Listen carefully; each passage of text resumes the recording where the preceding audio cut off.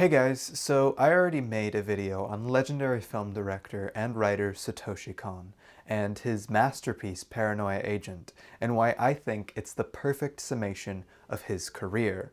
But in that video, I also mentioned the fact that it was in fact not his last project before his tragic passing, nor is it often considered his best or his final masterpiece. Paprika, on the other hand, fills both of those roles.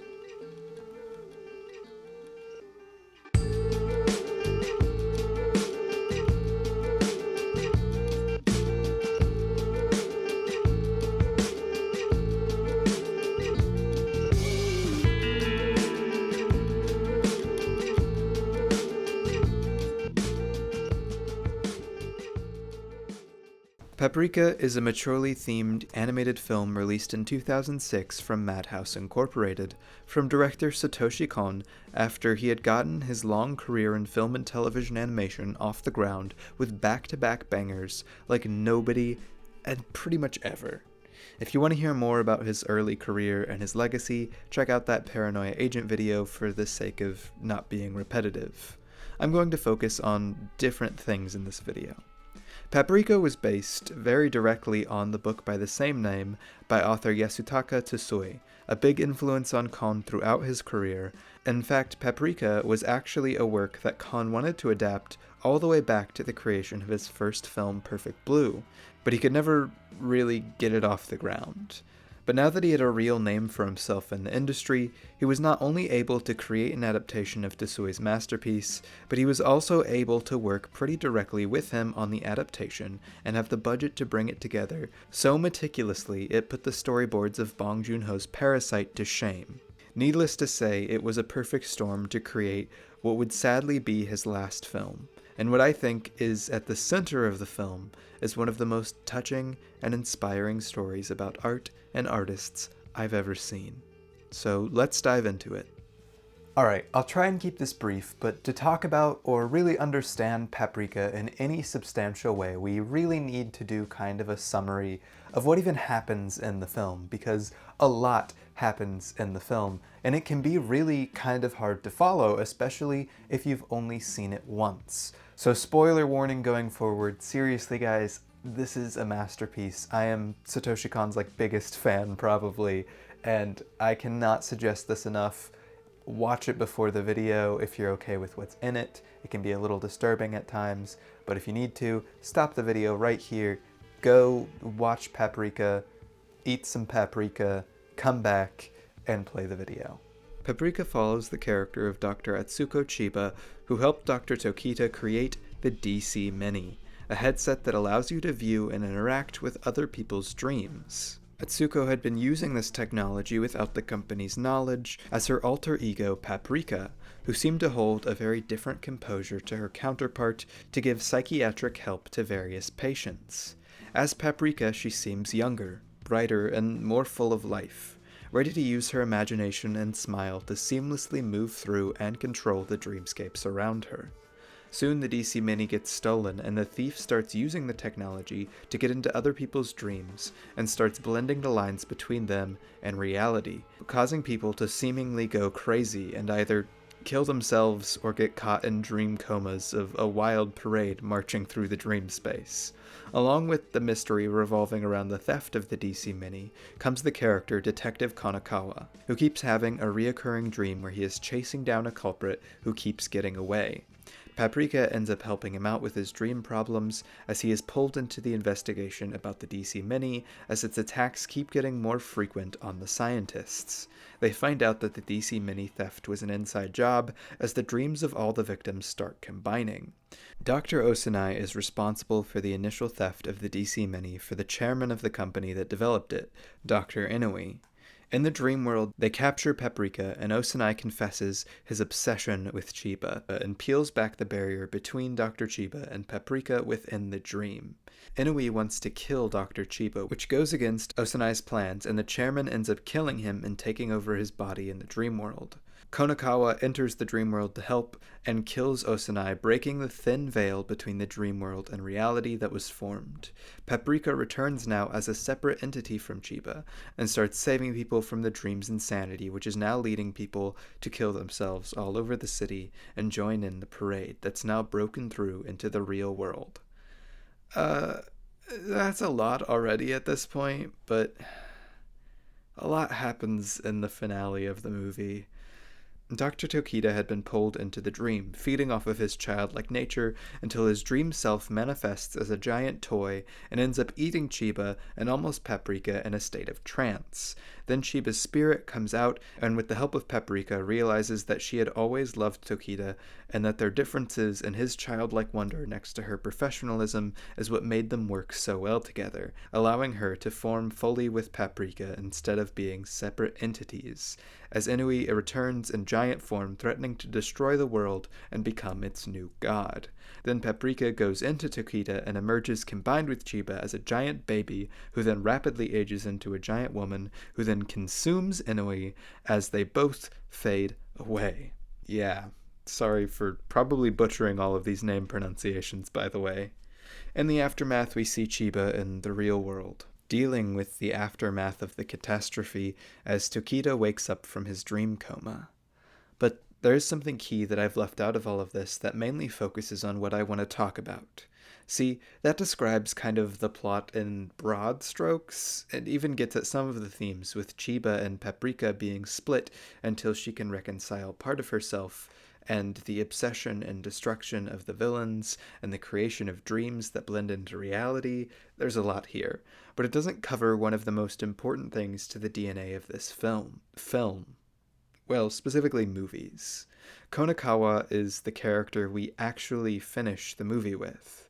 He goes back to the digital bar where he usually met Paprika, with two oddly familiar-looking bartenders. And he finds a message that Paprika left saying, Atsuko will change her surname to Tokita, and I suggest watching the movie Dreaming Kids, telling that Chiba and Tokita are getting married, but also suggesting a movie. Then he goes off to the theater, and actually watches it. That's the final bit we're left with. So, what's that all about? Well, previously in the film, Konakawa was having those reoccurring dreams, nightmares almost, about chasing a mysterious figure who he couldn't quite remember the face of, then shooting someone down the hallway, and it always turned out being himself as the character got away. This dream had become a central moment during the third act of the film, as he helps Paprika, and she gets closer to him, always trying to help him, and the subject of movies comes up a lot. Konakawa doesn't like movies anymore. He doesn't watch them, and he doesn't think they're productive. But throughout their journey, they find that his dreams manifest in an extremely cinematic way. In fact, they lead him directly into a movie theater, where they watch his dreams back, where he then shares with Paprika that somehow he has quite a bit of knowledge on filmmaking, the kind that someone who never liked films wouldn't have. At this point, they ruminate more on why he would kill himself in his dreams, to which he has no real answer. It was never something he ever contemplated. Later in the film, when Konakawa is at his lowest and Paprika at hers, she's captured by her perverted stalker, and he is at his most depressed with Paprika nowhere to be found. He sits in the digital bar, talking to the bartenders, getting yet again scared by a reoccurring number. They ask him if he's ever made a film, and he ends up recounting the story of his best friend growing up. How popular he was, and how cool, yet how much of an actual good, down-to-earth friend he was, and how they always wanted to make movies together. Even though he felt like he was always living in his shadows, they started one. They shot an experimental film on 8mm about a cop chasing a man the entire movie, never catching him. Then he recounts that they never finished the film because he ended up getting too self-conscious about his work and quitting, and that he later found out that that friend died from a terminal illness after finally getting accepted into film school, though he had never told him that he was sick at all. He feels he betrayed and killed his friend. In a literal sense, the person he keeps seeing getting shot in the hallway wasn't him, but the manifestation of his friend all along. He comes to terms with the life that he had repressed, so much so that he had forgotten the friend even existed, and turned away from the art that they both loved. But with the help of Paprika and the mysterious bartenders, he's able to get in touch with that side of himself again and finally go see another movie. And all of this has incredibly interesting importance to the themes of the movie, and also to Kahn's work and views on art. So let's sidetrack for a second and talk about being an artist. It has been said before, and it will be said time and time again, that art is suffering. This is hyperbole, of course, but to some extent it does ring true. And if you know anything about anime, especially that which is popular in America, you know about one Hayao Miyazaki, but you may not know all of his story. One of the greats of animation in general, and one of the founders of the very well-known Studio Ghibli, or Ghibli, depending on who you ask. He has been making some of the best, most heartfelt animated movies for wide audiences, often marketed towards kids, since the 80s, and is about to release a new movie, which is honestly insane. I will be seeing it in IMAX as soon as I can. His films are some of the best that I've ever seen. They range from drastically different genres and themes and characters, but often fall around some of the same tropes. Dealing with some kind of trauma or growth as a child or young adult, and very anti-war, pro-environmentalist messages, and also lots of obsession with planes for good measure. But even in his darkest of films, there's always such a tangible sense of hope and wonder and beauty imbued into all of his work, especially a lot of his more child-oriented films. He gained a kind of reputation in America for being this kind of beacon of inspirational, humanistic warmth. And with how prevalent and massive his body of work is, you'd think he kind of was that, and he loved making these cute little movies, right? Well, if you've ever seen him in any documentaries or behind the scenes or interviews, you know that this is often far from true.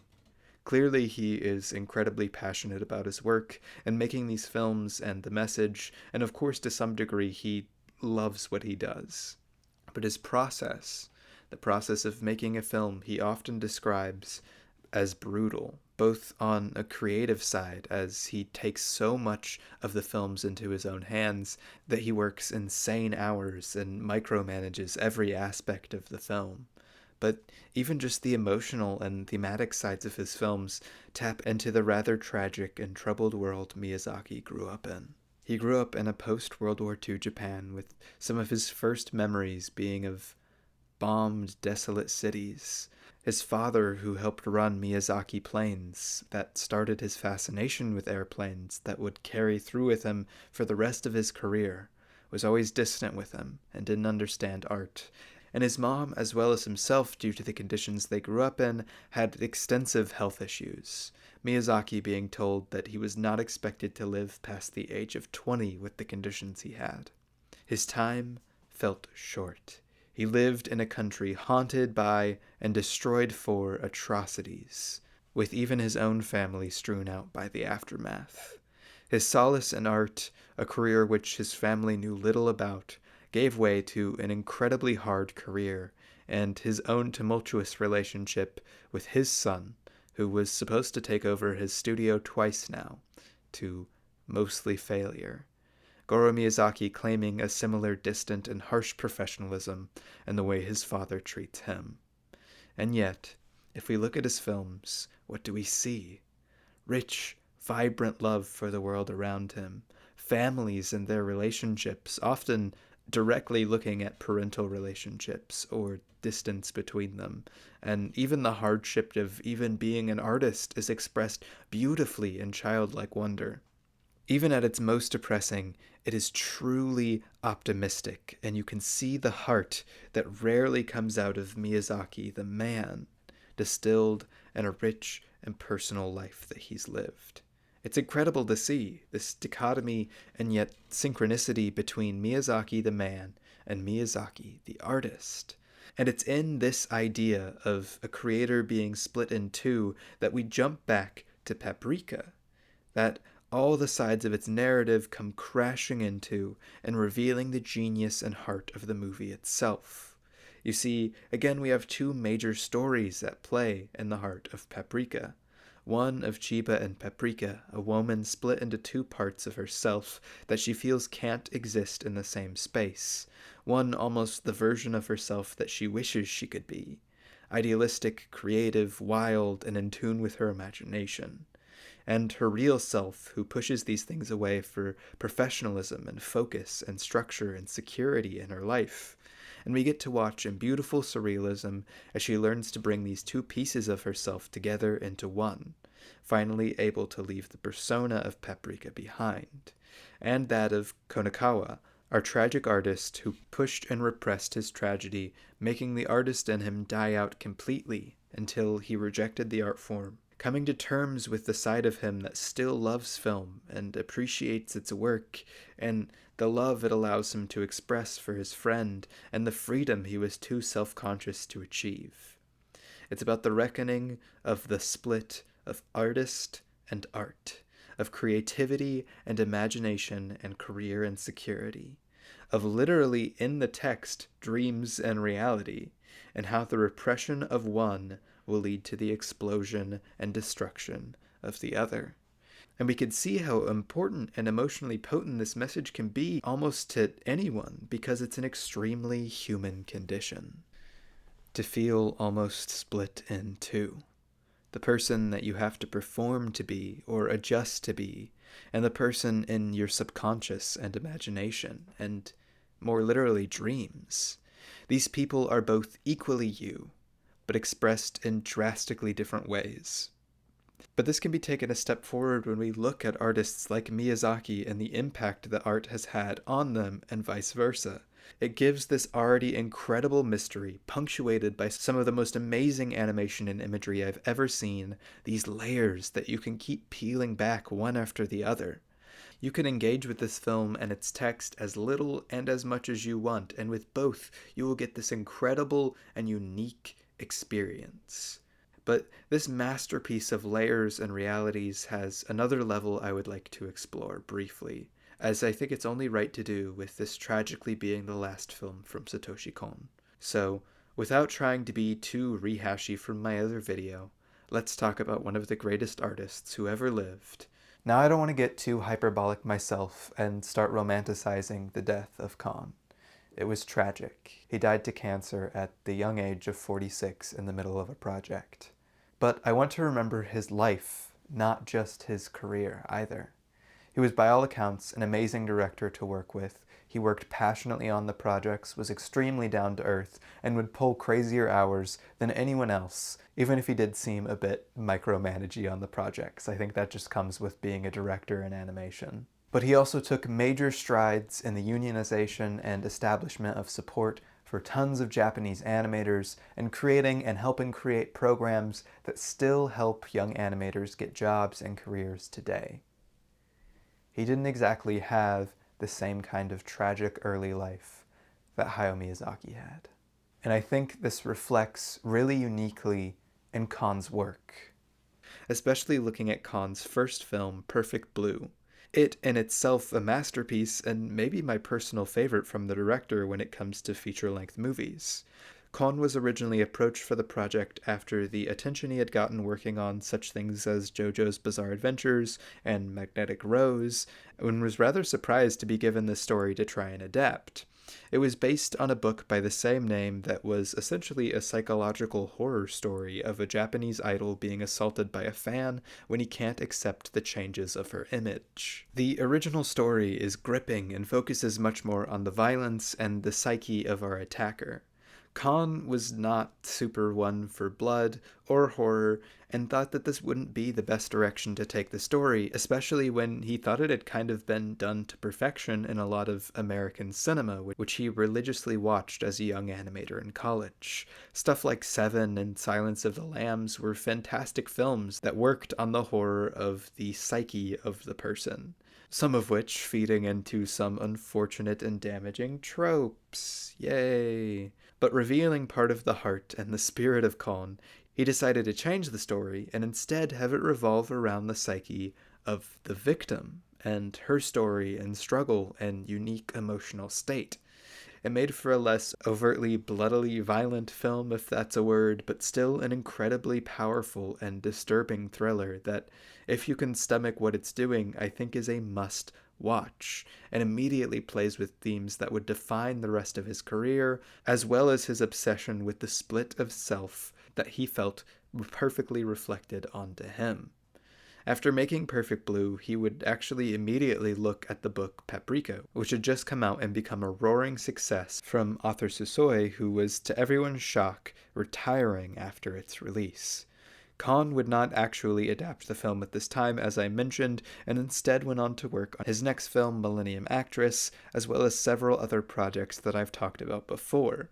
But while trying to figure out what he would work on for his next project, he was actually approached by Tsuoi, who was looking to get his work adapted into a film, and after finding that it would be a bit too expensive and lofty for a live-action films, he moved to looking for an anime director, and he landed on Kon.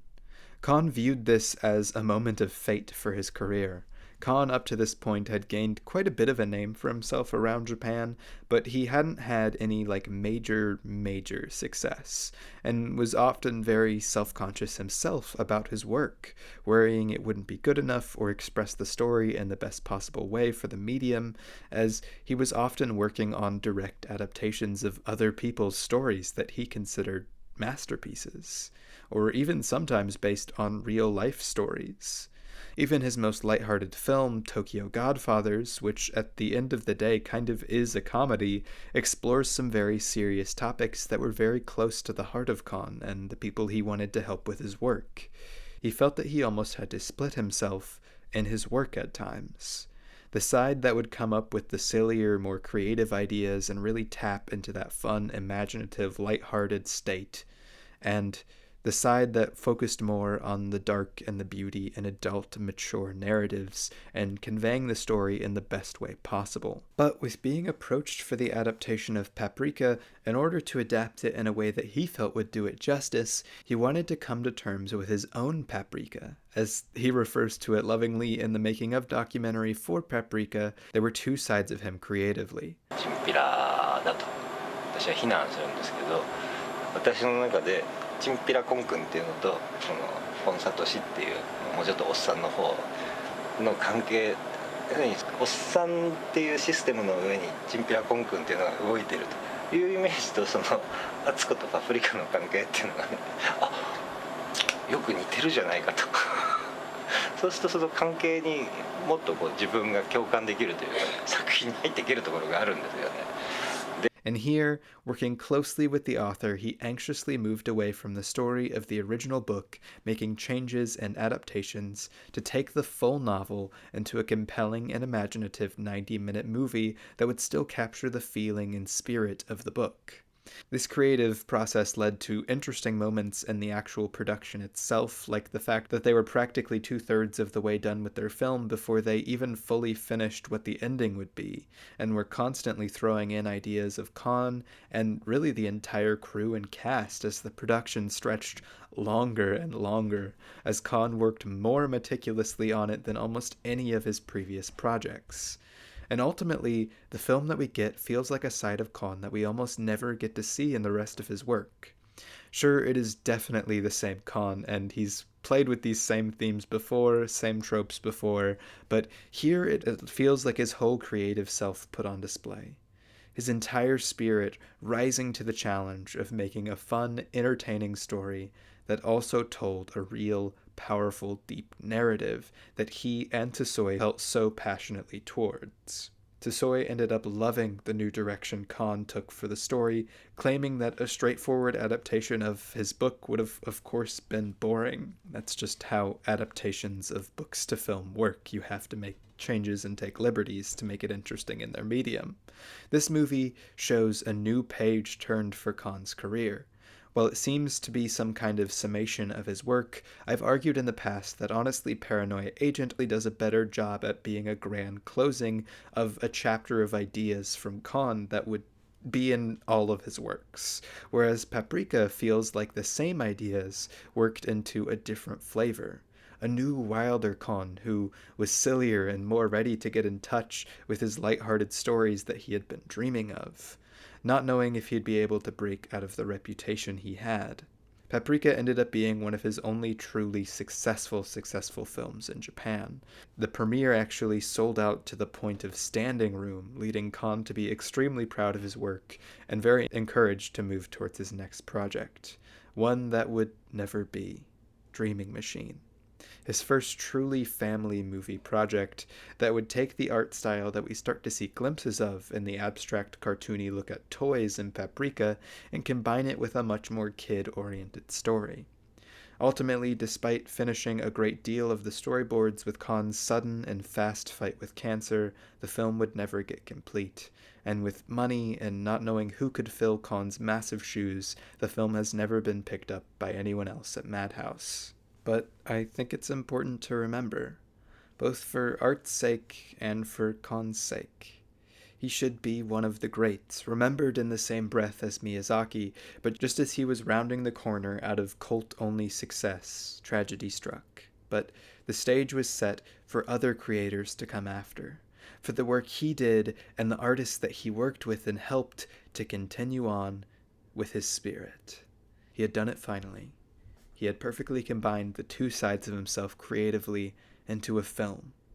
And if I ever want to hear encouragement from him, I can always turn on this movie. Not just for the probably most overtly uplifting and exciting story that he's ever done, but also about not giving up on projects or art, even when tragedy strikes.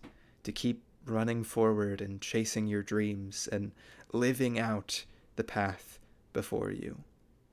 I have to look no further than Kanekawa, whose filmmaker friend was tragically taken by illness right in the breakout of his career. And I can watch him reveal and come to terms with this in a bar with two strangely familiar figures. These figures of our bartenders are voiced by none other than Satoshi Kon and Yasutaka Sasoi, here forever, existing in our dreams, to tell us that it's okay, that art is something that doesn't die, that we don't have to be anxious or self-conscious or feel like we've betrayed a part of ourselves or somebody else when our art doesn't pan out quite how we want, or we lose those who inspire and drive us, because that love, that passion, it never goes away. It just gets picked up by someone else. Yet again, I want to end this by saying how incredibly powerfully this film affected me creatively, and even just as a human, and how so much of Satoshi Kon's work has inspired me and has led me down the creative path I'm on and continues to inspire me as an artist and as a writer and as just a human being. And I hope he knows how much his work continues to live on, even if he never really got to take it to the next chapter. But thank you, Satoshi Kon. You're one of the greats. And I think no film does you greater justice than Paprika itself. Thank you guys so much for watching this video. I know I'm right at the edge. It might come out after November, so if so, then I've blown right past the edge. But I really appreciate you guys showing my channel so much support. Again, we just passed 2,000 subscribers, which is crazy, and I just said 2,000 really strangely, but I am astonished by the amount of support I've gotten. Even if that seems small by YouTube numbers, it means a ton to me. And just to have kind of the ability to make these videos with some kind of a platform, and now to kind of make some money off of them, if I can get them past YouTube's copyright. But it's a big thing to me. I'm hoping I'll still be able to make videos on a consistent basis. Again, my life is about to have some major changes. I'm probably not going to be filming here anymore. Next month may be my last time filming here. I may have a new microphone, a new setup, all of that. We will see. But hopefully I'll still be able to continue this channel because it means the world to me. And I've loved doing this for almost 5 years at this point. That's crazy. But I love you all. Thanks for watching. I hope you had an amazing Thanksgiving, and I hope you have a great December, a great Christmas. We'll see. Happy Hanukkah, Happy Kwanzaa, Merry Christmas, and to all, a good night.